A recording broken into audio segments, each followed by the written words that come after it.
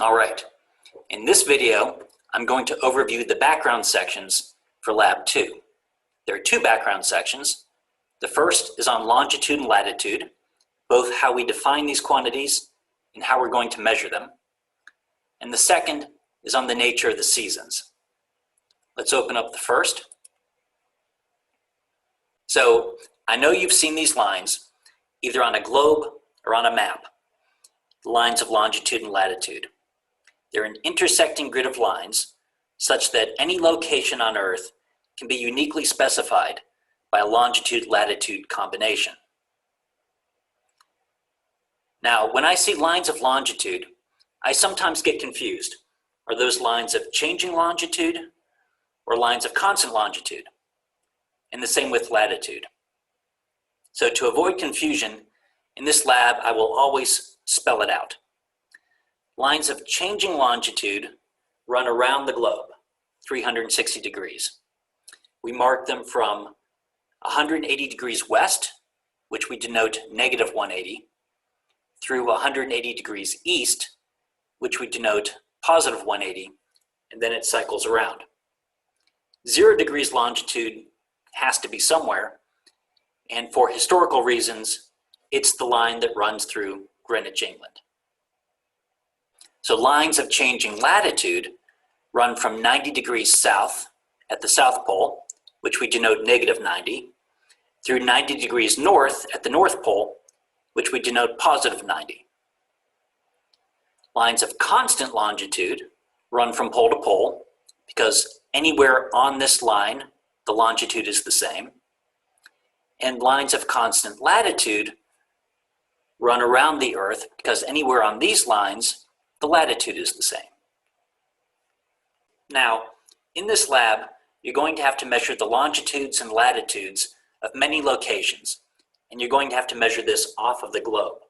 So we're going to practice this once in this background section. So I want you to go to the globe and measure the longitude and latitude of Chapel Hill, North Carolina. That's the home of Skynet headquarters.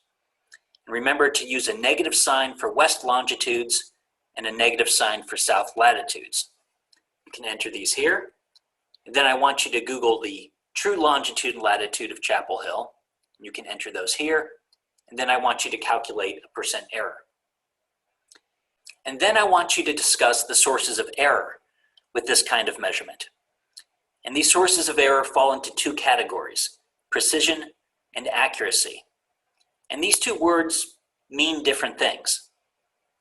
With precision, that has to do with your measuring device, in this case, the globe itself. On the globe, you only have a line of longitude or a line of latitude every 15 degrees.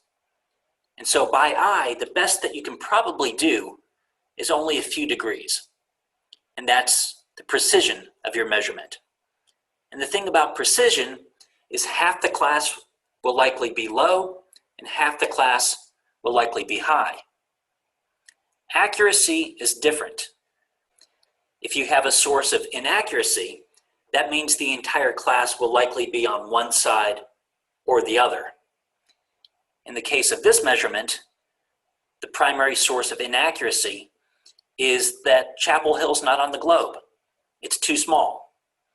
The closest city on the globe is Raleigh. So if you use Raleigh as a proxy, Raleigh is east of Chapel Hill, so everyone's measurements in the entire class will likely be slightly to east. And that's okay.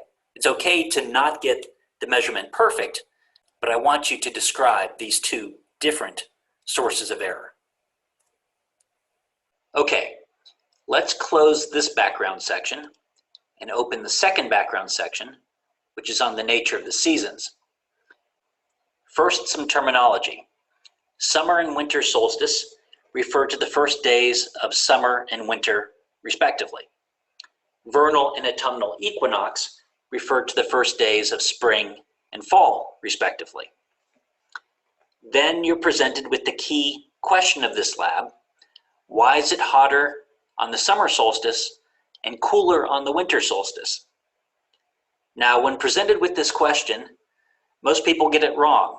They think it has to do with Earth's proximity to the sun, that we're closer in summer and farther away in winter. But that's not the case.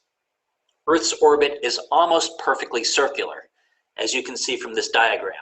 The sun and the Earth are not to scale, but Earth's orbit is to scale, and it's almost a perfect circle. Not exactly perfect, but almost. Technically, we are a little bit closer to the sun in the northern hemisphere winter. So clearly it's not about proximity. So why then is it hotter in summer and colder in winter? And we'll learn in this lab, it has everything to do with the tilt of the Earth. Earth's rotation axis is tilted 23.5 degrees. So you can see in this diagram, here's Earth orbiting the sun. The tilt maintains its orientation as the Earth goes around the sun. So sometimes your hemisphere is tilted towards the sun, and this is summer in your hemisphere, and sometimes your hemisphere is tilted away from the sun, and this is winter in your hemisphere. And sometimes you're neither tilted toward nor away from the sun, and these are the equinoxes. Here you can see the diagram for the northern hemisphere. Here the northern hemisphere is tilted towards the sun, so it's summer in the north, and here the northern hemisphere is tilted away, so it's winter in the north. And you're presented with a question here that's worth a point. If it's summer solstice in the northern hemisphere, what is it in the southern hemisphere? Okay. So in the procedure sections, you'll see that the tilt of Earth's rotation axis has two effects. The first is length of day, or in other words, how long a location on Earth is heated by the sun. The second is how high the sun appears in the sky, say at midday, or in other words, how directly the sun's light strikes a given location on Earth. Both of these determine how hot or how cold a location becomes. Okay, that's it for this video.